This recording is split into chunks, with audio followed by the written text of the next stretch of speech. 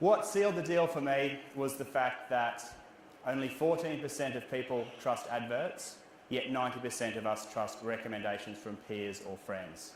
So that's when I realised this social media stuff has genuine value, because if I tell somebody about my company, only 14% of you will believe it.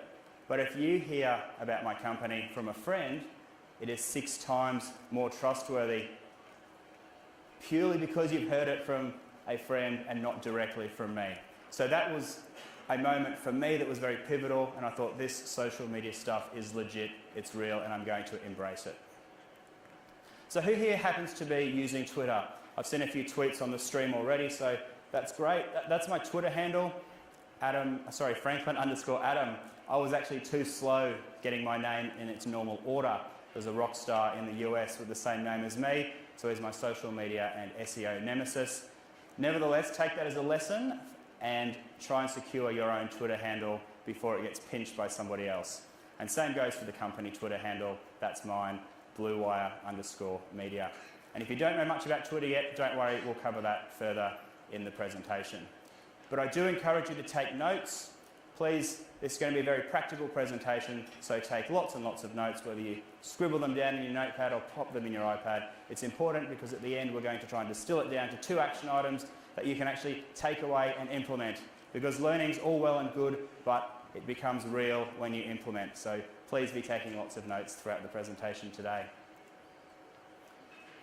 Okay, earlier on you wrote down your number 1 fear or your number 1 objection. And this is the look I get on a lot of faces when I bring up social media and I bring up the web. There's looks of hesitation, apprehension, and downright fear.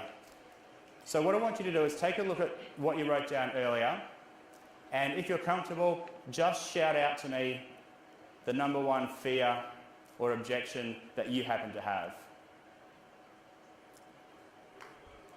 That we haven't got it right.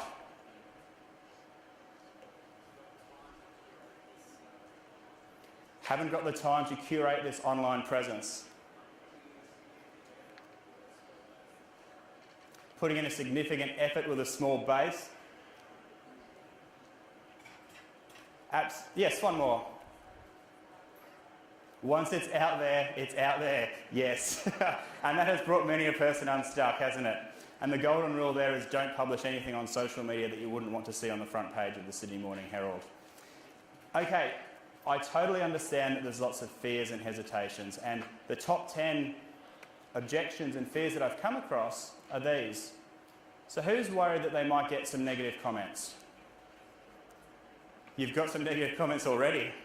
Good stuff. We'll talk about how to handle them later. Secondly, who's worried they might get sued or fired? Not so many, that's good. Who thinks it's too late to start, that they've missed the boat? Couple of hands. Who doesn't have the time? That's a very, very common one. And I'll teach you some techniques to overcome this.